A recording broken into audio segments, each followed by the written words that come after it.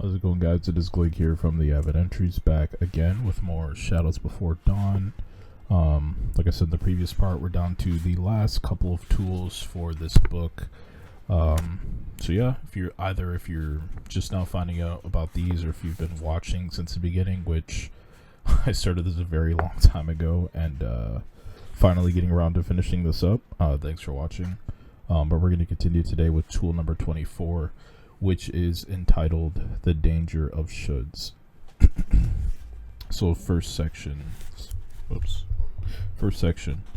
shoulds keep dragging us down.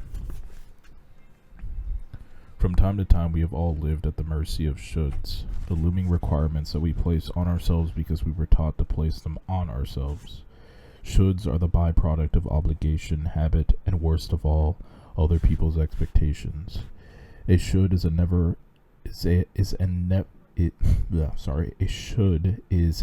ever-present requirement projected onto us by our families, friends, and communities. It is the projection that we should want what they want, do what they want, and believe what they believe. In this way, a should is an external demand that we adopt and make our own. Many of these demands are a direct opposition to our needs, our own personal truths, and who we really are. And that is why, for many of us, they seem to always remain shoulds.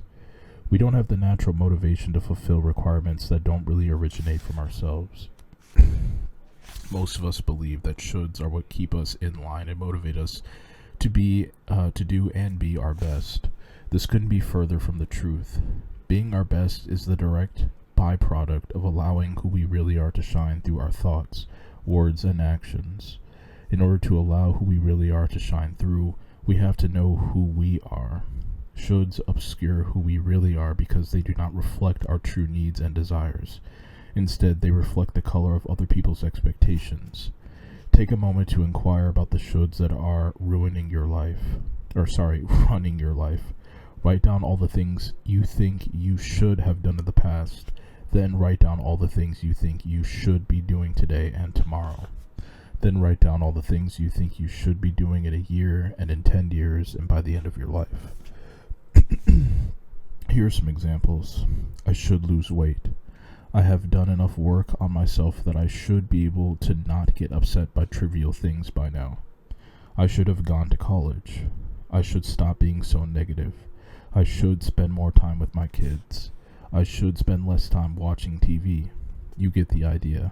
Don't hold back, no matter how ridiculous you think these shoulds are. Notice that the things that will surface for you during this exercise have to surface because they are the expectations and requirements that are creating your unhappiness right now. Take your list and address every single should by asking, why should I? Write down the very first answer that comes to your mind for each should on your list. Take time to reflect on the answers. By doing this exercise, you are consciously questioning your shoulds in order to see where these obligations really originate from. Next section, celebrating your individuality. Shoulds are excellent fodder for self-hate. You cannot love what is and be thinking anything should be other than what it is. Replacing shoulds is an integral part of learning to love yourself. By letting go of them, you are demonstrating respect for your own wants and needs. By letting go of them, you are also being true to yourself. It is a socially conditioned habit for most of us to say both I have to and I should. So a great practice to get in the habit of is to replace I should and I have to with I get to. For example, every time you catch yourself saying, I have to go to work, replace it with, I get to go to work. Or every time you catch yourself saying, I should go brush my teeth, replace it with, I get to go brush my teeth. This is a great practice to make a habit out of because it empowers you and causes you to become aware that every single thing you are doing is a choice. When we live according to I should or I have to, we are victims to expectation. We have no idea that we have a choice to live that way or not, so we believe in the illusion of being controlled. We are victims to a bad guy who doesn't actually exist. The expectations and standards that we hold ourselves to aren't objective. They're not real. Realize that we create them, and we are the only ones who are holding ourselves to them. Never did a universal rule exist for how someone should or shouldn't be. People like to be validated. We substitute the individual internal stability of self-esteem with the external stability of being validated by others. This is why we seek to get other people to agree with our point of view, and this is why we conform to each other. Our minds want to quantify. Our brains are designed to rank and organize information, and we want to know where we fit into the scheme of things. Because of this, we tend to compare ourselves to others, but in order to be true to ourselves, we need to stop comparing ourselves to other people. It is not often that we compare ourselves with people who are less fortunate than we are and thus consider ourselves blessed. More often, we compare ourselves with someone whom we perceive as being better than we are, having more than we have, or doing more than we feel we are capable of doing. This causes us to feel as if we are not good enough. It causes us to feel frustrated and jealous. Comparing yourself to others causes you to judge yourself negatively. That is one of the most painful things you can do to yourself. People are destined to be different. We are here to experience and explore the individual perspective. No two of us are the same.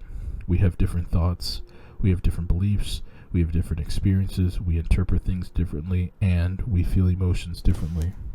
Even identical twins are completely different people. Given that we came here to experience the individual, unique perspective of our current self, comparing ourselves to others defies the purpose of being here. It is as useless as comparing an apple and an orange. Besides, if you're always striving to be someone you're not and living under the shadow of other people's shoulds, you'll never be able to love yourself. You were created with a unique set of gifts and abilities that will inevitably lead you to success. They will lead you to success the minute you become aware of what they are and find ways to develop and master them. Sorry about that. You can change your current situation by changing your perspective and attitude, no matter what anyone else is doing. You can always take action toward your true desires with whatever assets you currently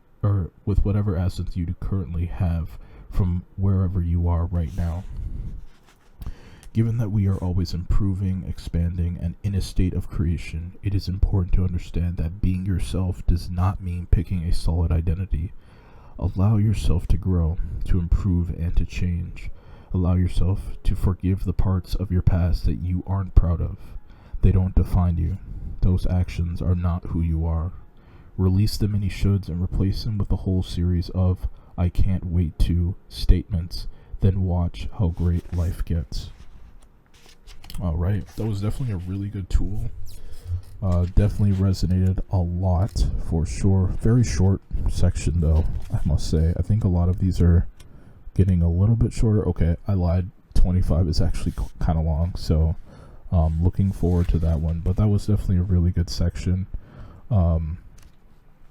Yeah, the whole concept of being ingrained with things in our mind of what we should do is definitely something that distracts us from our own true purpose. I feel like it's really hard to find your way, especially when you're always clouded with things that other people say you should do, that they also do, that they were told that they should do by someone else who was also told to do that they should do that something. So yeah, it's definitely a very interesting topic, but that's going to do it for tool number 4. I hope you guys enjoyed it. I'm going to try and get out tool number 25 within the next couple days. So since I'm so behind as is, so look forward to that, and thanks for watching, and I'll catch you guys in the next video. Take care.